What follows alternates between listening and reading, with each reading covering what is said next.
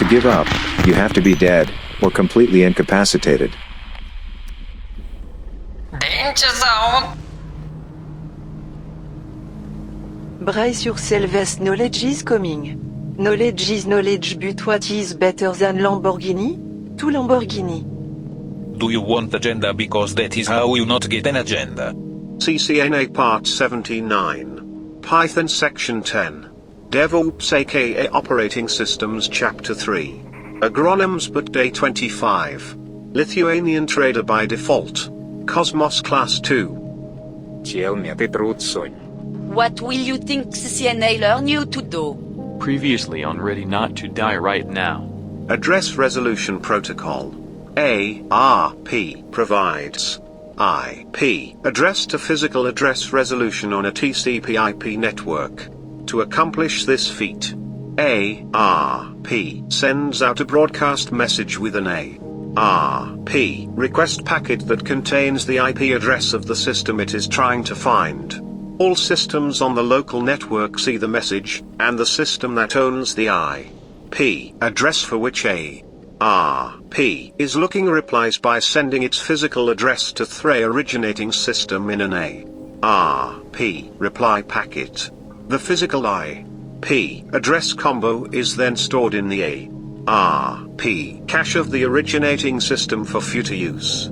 ARP is responsible for converting an IP address, layer 3 address, to the physical media access control, MAC, address, layer 2 address.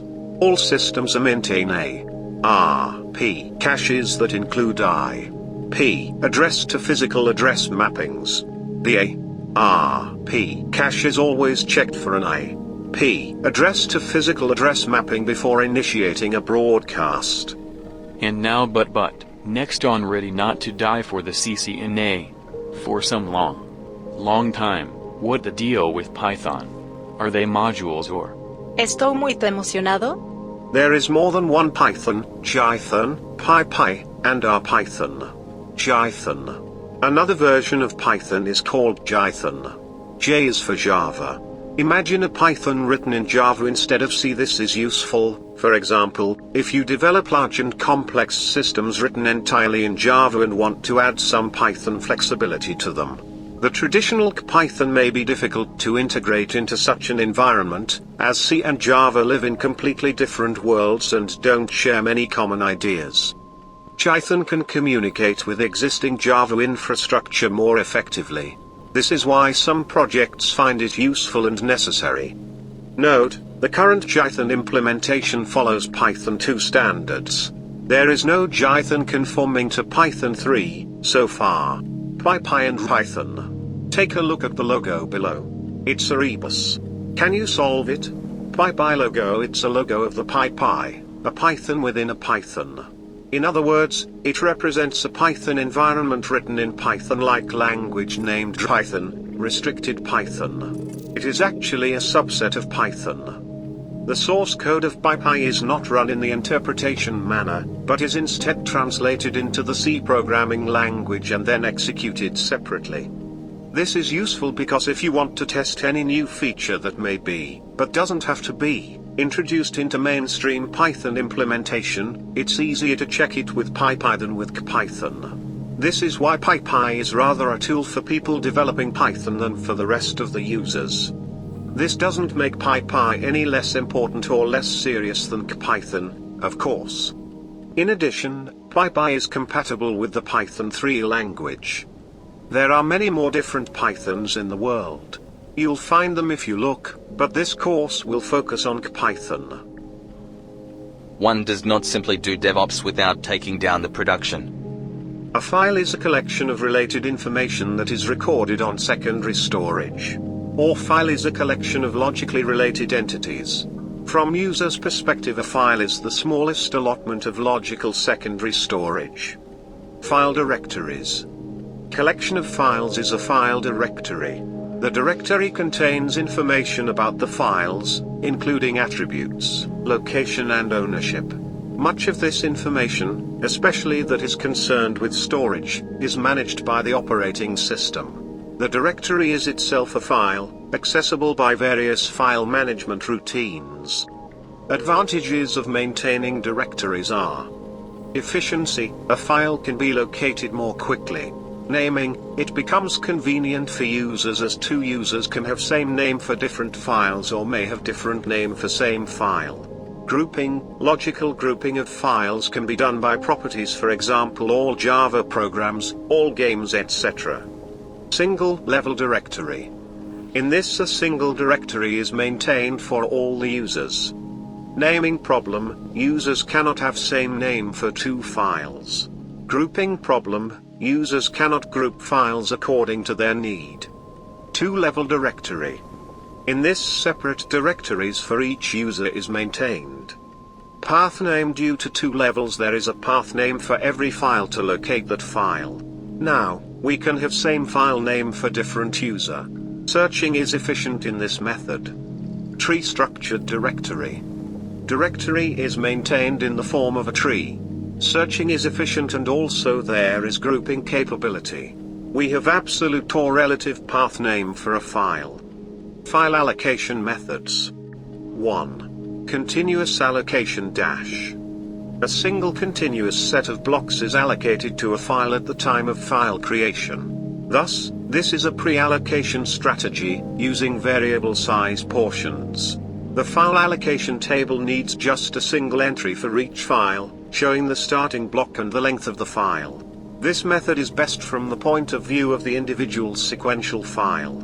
Multiple blocks can be read in at a time to improve I/O performance for sequential processing. It is also easy to retrieve a single block. For example, if a file starts at block B, and the ith block of the file is wanted, its location on secondary storage is simply B plus I1.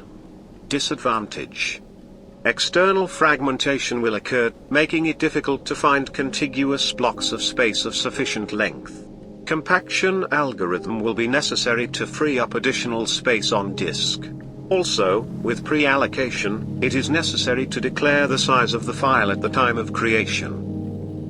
2. Linked allocation, non-contiguous allocation, dash. Allocation is on an individual block basis. Each block contains a pointer to the next block in the chain. Again, the file table needs just a single entry for each file, showing the starting block and the length of the file. Although pre-allocation is possible, it is more common simply to allocate blocks as needed. Any free block can be added to the chain. The blocks need not be continuous.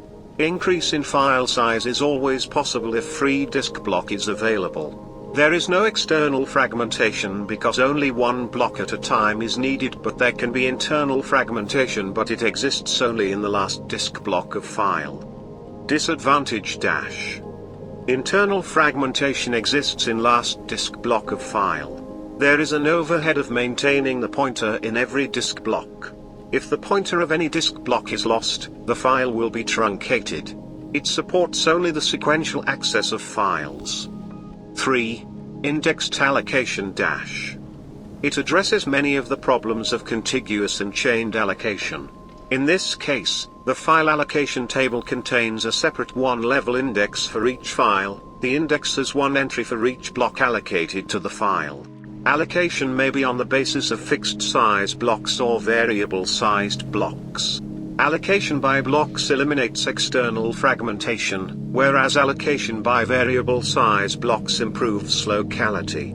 This allocation technique supports both sequential and direct access to the file and thus is the most popular form of file allocation. Disk-free space management. Just as the space that is allocated to files must be managed, so the space that is not currently allocated to any file must be managed. To perform any of the file allocation techniques, it is necessary to know what blocks on the disk are available. Thus we need a disk allocation table in addition to a file allocation table. The following are the approaches used for free space management. Bit tables. This method uses a vector containing 1 bit for each block on the disk. Each entry for a 0 corresponds to a free block and each 1 corresponds to a block in use. For example, 000110101111100110001. In this vector every bit corresponds to a particular block and 0 implies that that particular block is free and 1 implies that the block is already occupied. A bit table has the advantage that it is relatively easy to find one or a contiguous group of free blocks. Thus, a bit table works well with any of the file allocation methods. Another advantage is that it is as small as possible. Free block list. In this method, each block is assigned a number sequentially and the list of the numbers of all free blocks is maintained in a reserved block of the disk. If you could stop using unnecessary 24 agronyms, that would be great, son. Day 25. RDP, Remote Desktop Protocol. RF, Radio Frequency. RFI, Radio Frequency Interference. RFP, Request for Proposal. RG, Radio Guide. RIP, Routing Internet Protocol. RJ, Registered Jack. RPO, Recovery Point Objective. RSA, Rivist, Shamir, Adelman. RSH, Remote Shell. There are forces at work in the cosmos that we cannot explain. For example, why do people keep listening to this? In physics, a redshift is an increase in the wavelength, and corresponding decrease in the frequency and photon energy, of electromagnetic radiation, such as light. The opposite change, a decrease in wavelength and simultaneous increase in frequency and energy, is known as a negative redshift, or blue shift. The terms derive from the colors red and blue, which form the extremes of the visible light spectrum. In astronomy and cosmology, the three main causes of electromagnetic redshift are: the radiation travels between objects which are moving apart, relativistic redshift. An example of the relativistic Doppler effect: the radiation travels towards an object in a weaker gravitational potential, i.e. towards an object in less strongly curved, flatter, space-time. Gravitational redshift: the radiation travels through expanding space, cosmological redshift. The observation that all sufficiently distant light sources show redshift corresponding to their distance from Earth is known as Hubble's law. Relativistic, gravitational, and cosmological redshifts can be understood under the umbrella of frame transformation laws. Gravitational waves, which also travel at the speed of light, are subject to the same redshift phenomena. Examples of strong redshifting are a gamma ray perceived as an X-ray, or initially visible light perceived as radio waves. Subtler redshifts are seen in the spectroscopic observations of astronomical objects, and are used in terrestrial technologies such as Doppler radar and radar guns. Other physical processes exist that can lead to a shift in the frequency of electromagnetic radiation, including scattering and optical effects. However, the resulting changes are distinguishable from astronomical redshift and are not generally referred to as such. See section on physical optics and radiative transfer. The value of a redshift is often denoted by the letter Z, corresponding to the fractional change in wavelength, positive for redshifts, negative for blue shifts, and by the wavelength ratio 1 plus Z, which is greater than 1 for redshifts, less than 1 for blue shifts.